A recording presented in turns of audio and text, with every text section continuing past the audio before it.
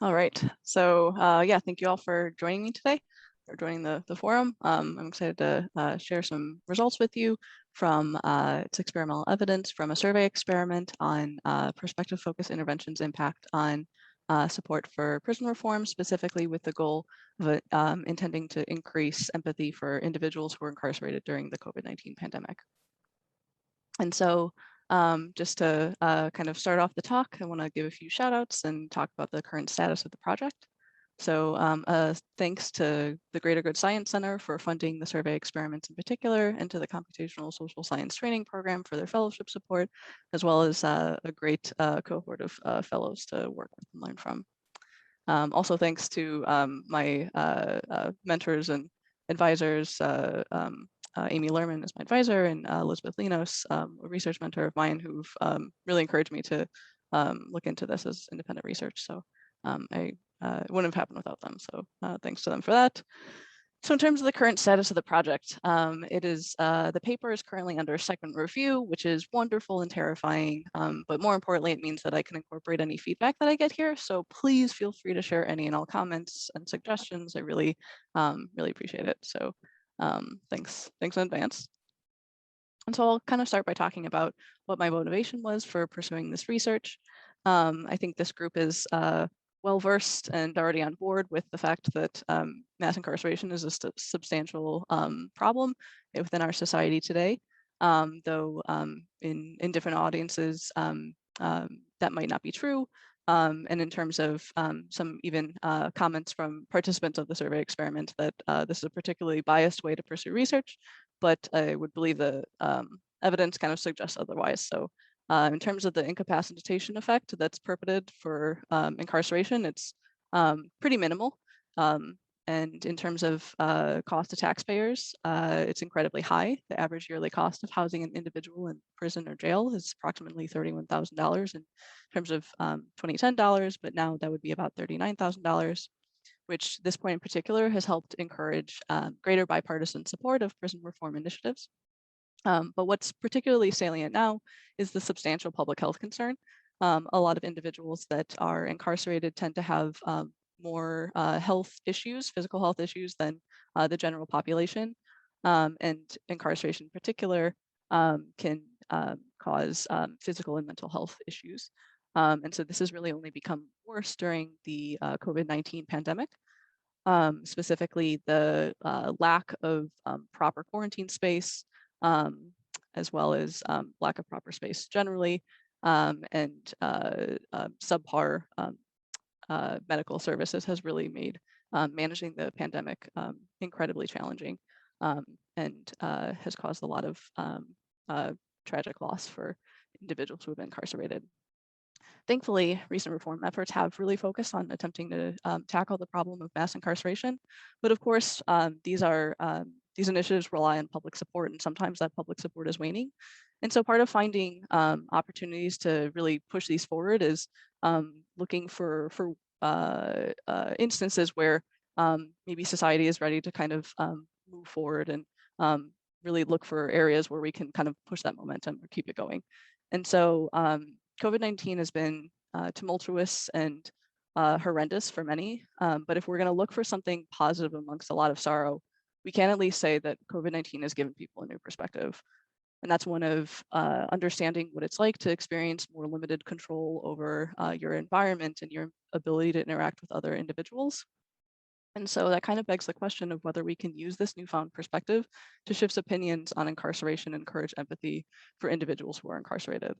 And so before continuing, I do want to make sure it's very clear that what this doesn't mean is that individuals who have experienced COVID-19 quarantine or just the pandemic overall would understand what it's like to be incarcerated if they hadn't been previously. That is certainly quite distinct and different. That is not what I'm saying. So I want to make sure that's clear before I move on. So what we can look into is how perspectives may change and how we can think about sharing and taking perspectives and helping push forward interventions that might increase empathy for others. And so in terms of the perspective-focused intervention literature, it can be broadly categorized into these three groups.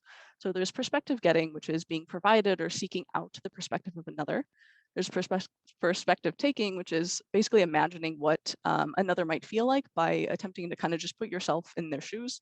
And then there's perceived perspective taking, which is the feeling that someone is taking our perspective. So in terms of perspective getting, there's a wealth of literature that demonstrates that it can increase empathy for or understanding of how others might feel. And that actually extends also to members of an outgroup. So Colin Brockman actually showed in a paper this year across a series of 3 different field experiments and 1 survey experiment that perspective getting can help increase support for increase support for Medicaid for undocumented immigrants. And perspective taking actually can show similar benefits to perspective getting, specifically helping to encourage empathy for and reduce prejudice or bias against members of an outgroup, including those who identify as a different race or ethnicity and individuals who have immigrated. And separately, this perspective taking, these perspective taking interventions can help increase awareness of intergroup disparities. And so it's really important to also acknowledge the fact that some evidence from perspective taking interventions have found negative effects. And so one of the uniting themes across this research is that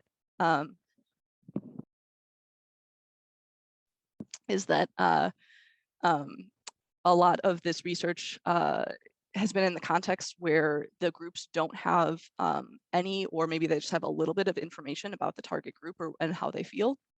And so this really, my poorly designed Photoshop skills here. This is basically showing the cookie experiment from Epley and colleagues in 2006. This is one of their 4 different experiments where they had, they basically broke students up into 2 groups or into multiple groups. And there were 2 different types of groups that they were working in. So one group was,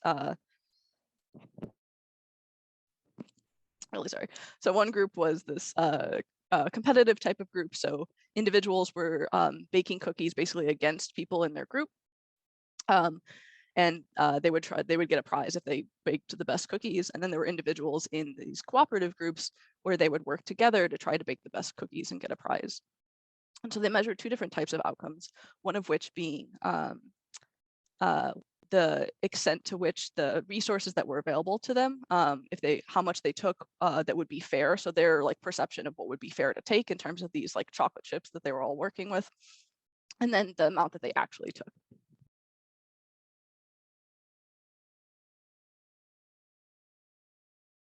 Okay. And then within that, they randomly assigned individuals to be perspective takers. So they would think about what other people thought it was fair to take or how much they would actually take, but they didn't actually give any information about how much people were taking or how much they thought it was fair to take. And so what they found was that in the context of competition, people who were assigned to the perspective taking reported that it would be fair to take less, but they actually took more, right? Which makes sense in the context of competition. That's how humans are going to behave. So it's always really important to think about context when you're applying perspective focused interventions like this. And so lastly, the perceived perspective taking, or that feeling that somebody is taking our perspective, I haven't found as much literature on this, but there was one study from Goldman and colleagues in 2014 where they had a series of 6 experiments, and 4 of which were focusing on this basically like chatbot intervention, where they had individuals respond to a prompt where they were asked of like, think of a time when like a boss or a supervisor, you had a negative kind of interaction with them and how that made you feel. And basically, they were assigned a other participant, which was actually a chatbot. And they wrote up their response, they sent it to the bot, and then the bot responded back with either a perceived perspective taking prompt of, I could really put myself in your shoes when I was reading this, or an objective prompt of, I was trying to be as objective as possible when reading this. And they found that those that were assigned to receive this perceived perspective taking reply showed increased self-other overlap, which for them was some composite measure that had questions related to how close they felt, how similar they felt they were to the individual they were corresponding with. So this basically the aggregate of all of this research led me to use each of these 3 different types of perspective-focused interventions in the current study. So this study was a survey experiment with participants from Amazon's Mechanical Turk. The final sample size here was 2,229 participants. This was after 87% passed an attention check, and there were somehow a few repeats that got in there. So I have to go check my code on how that happened. But the final sample size here being a little over 2,000. It was a 10-minute survey that paid $2. So that was about $12 an hour, which for reference, MTurk's average is about $11.58 per hour from research from Hare and colleagues in 2018. And then the questions that were included included demographics as well as politics, including both political ideology and partisanship. Basically baseline measures of perspective taking ability and empathic concern from Davis's interpersonal reactivity index. Experiences of COVID-19, essentially their experience of symptoms, whether they've experienced self-isolation, things such as the extent to which certain aspects of their life have become more stressful as a result of COVID, and then the outcomes in focusing on support for prison reform. And so these outcomes were basically the 3 that follow here.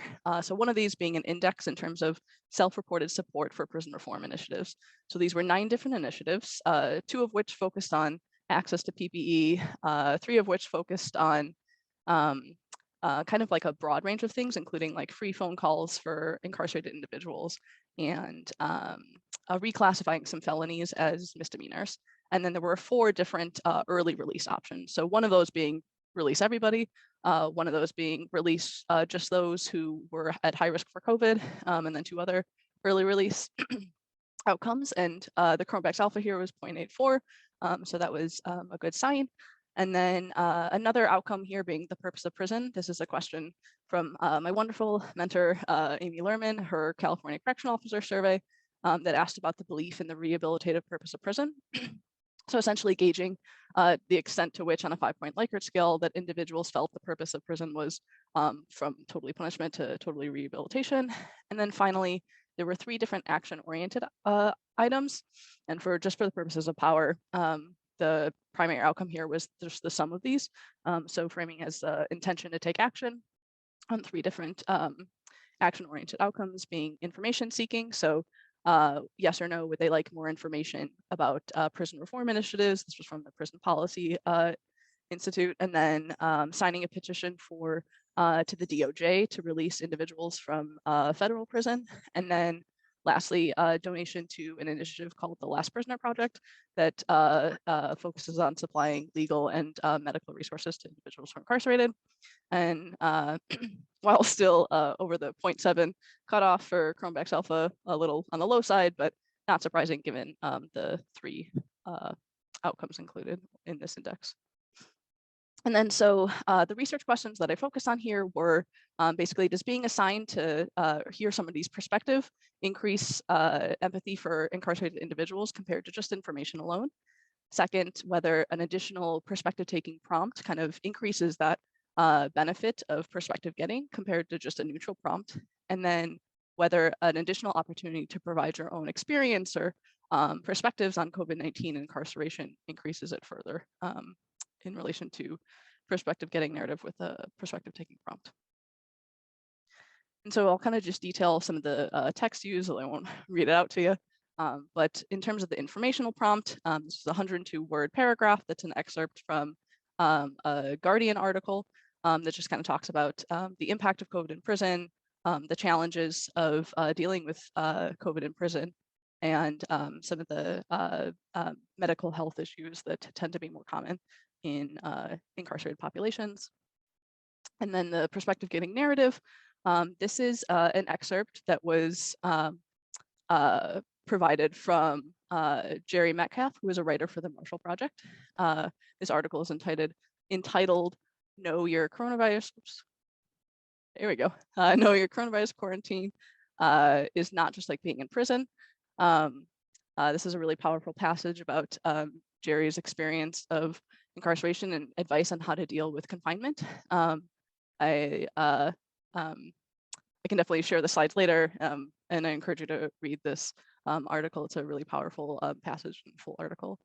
And so this was the perspective getting narrative that was used in some of these treatment arms. So essentially the way that I set this up was having just the information only condition, so an active control. 30% were allocated here, and the actual sample sizes are listed below. And then there were 3 perspective getting arms. So these little headphones here are denoting the perspective getting narrative.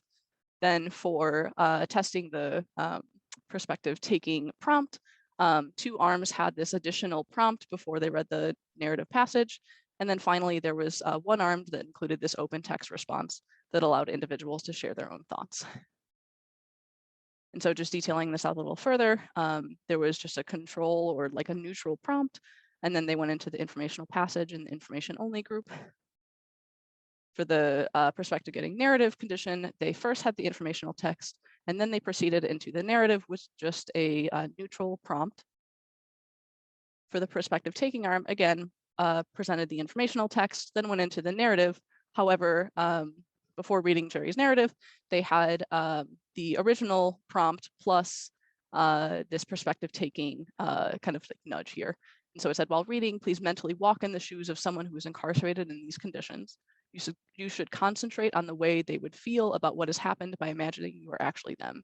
As you read, try to put yourself in the author's shoes.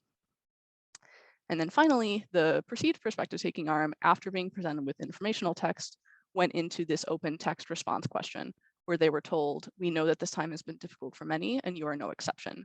And so they were given the opportunity to share their feelings about the impact of COVID on them, and as well as the criminal justice system, specifically calling out the potential or reality of releasing individuals from prison. And then after that, they proceeded into the same perspective getting narrative with perspective taking prompt task as the previous treatment arm. And so the primary hypotheses here were first, that being assigned to the perspective getting narrative task will improve support for prison reform relative to just information alone. Second, that additional perspective taking prompt will bolster the impact of perspective getting. And then finally, that having your the ability to have your viewpoint heard will bolster the impact of perspective getting. So just for additional clarity, in terms of the hypothesis, first hypothesis where we're testing the difference between perspective getting and information alone, this is the combination of each of these 3 different treatment arms relative to just information alone. For the second hypothesis, this is the 2 perspective taking prompt arms relative to the perspective getting narrative with just a neutral arm, and the information only arm is not included.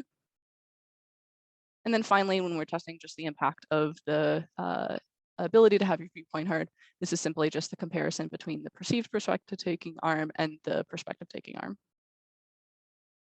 So now we'll finally get into the results. So in terms of the sample, it was majority female, fairly close to the US population in terms of racial and ethnic identity. There was a lower percentage of individuals that identified as Hispanic or Latinx. In this sample, it was about 10% compared to about 18% from the US Census Bureau. Certainly more left-leaning than the US population. It was about 46% of participants identifying as Democrat, relative to 33% in the United States. And then the average age of the sample was approximately 37 years old. And so in terms of balance, each of these 3 columns represent the different comparisons that were made for hypotheses 1, 2, and 3. So for the first 2 set of hypothesis tests, there was these 2 racial identity variables that were slightly off balance. However, the size of the imbalance was fairly small, and these were fairly low frequency items. But what was more profound here was there was a fairly significant difference here between the percentage of individuals identifying as Hispanic or Latinx in the for the third comparison or third hypothesis here, significantly more in the perceived perspective taking arm, and the perceived perspective taking arm had a lower on average age by about 2 years. So this is important to take into consideration when interpreting these results. And so for the methods, for each of the 3 primary hypotheses and primary outcomes within each, I conducted an ordinary least squares regression with heteroscedasticity robust standard errors, applied a Westphal-Young correction here for adjusted p-values to address the multiple comparisons issue. And then for each, I ran a treatment indicator model groups of covariates individually, and then also just a model with the treatment indicator and all covariates. And no, this is not visually appealing for a presentation to just slap the model table up here, but just for transparency and good measure, I included it here. As you can see, the Westphal-Young adjusted p-values are significant here for the first hypothesis. So essentially, the impact of the perspective getting narrative here was significant and positive, which is fantastic. Specifically, this outcome was, this index was scaled from 0 to 1. So essentially, this is those in the perspective getting narrative arm had a 2.4% greater support for prison policy reform initiatives relative to information alone, which is great. Unfortunately, there was a significant unadjusted p-value here for the action-oriented outcomes under the perceived perspective taking versus perspective taking alone. We'll get into that a little bit later. But more visually appealing is these effect size plots. So for the first hypothesis, where we're testing the impact of perspective getting relative to information alone, so I know in terms of other contexts, an effect size of 0.162 seems fairly small, but in the context of perspective focused literature, this is pretty decent. So this was certainly promising to see an effect size of this magnitude. And all effect sizes here for the perspective getting arms relative to information alone were positive, which was also a good finding.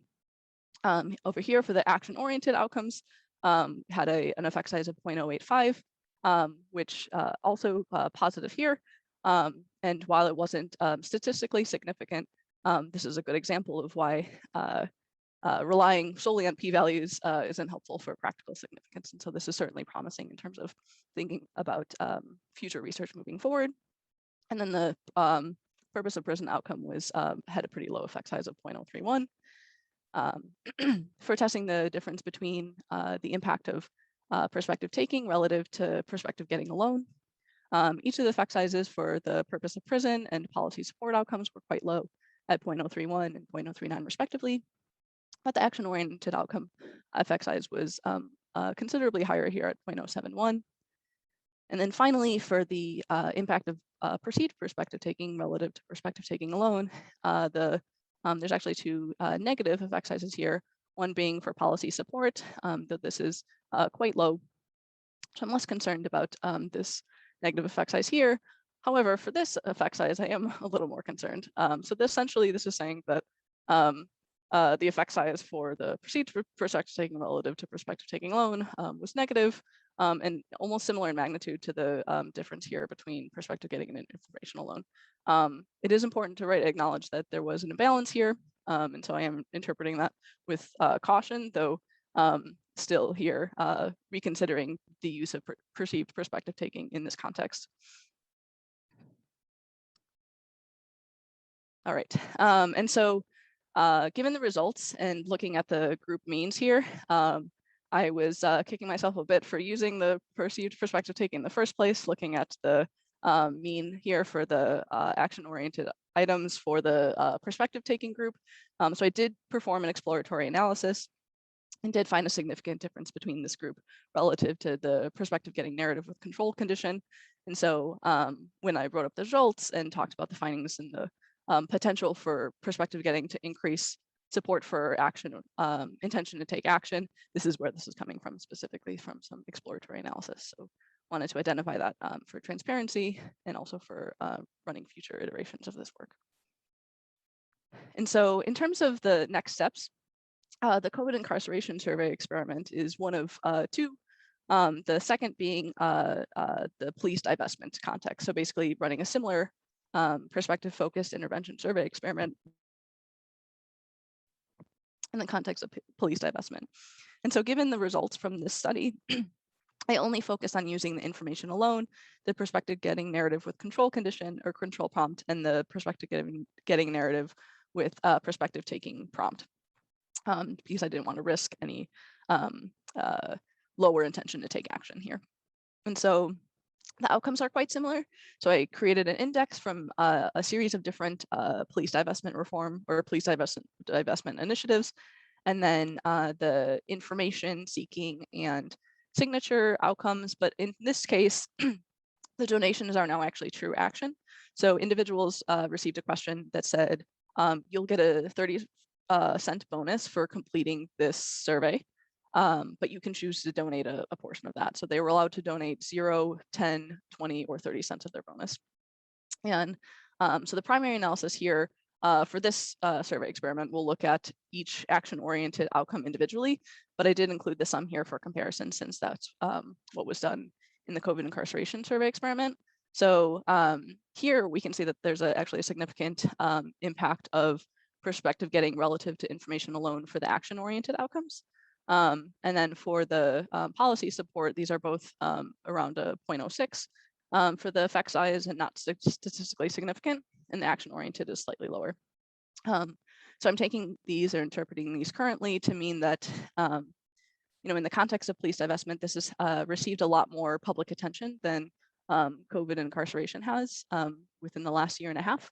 And as suggested even from results from the COVID incarceration survey experiment, one of the participants had noted, oh, I have really not heard a lot about prison and what the impact of COVID has been like, whereas police divestment has received a lot more attention. And so my current interpretation of these results is to say that individuals probably have considered or thought about certain policies related to police divestment and may have updated their priors about what they believe and where the field of policing should head and their thoughts about police divestment, whereas maybe the nudge to take action hasn't been as salient for them. And so that is currently my interpretation. So certainly welcome your thoughts on that. And so this is my TLDR slide. So if you take away anything from this talk, these are the 3 things that I think are most important to take away. First is to encourage perspective getting. Perspective getting can be really powerful. It certainly doesn't fix everything, but it can certainly be a pretty impactful tool for encouraging greater understanding of others.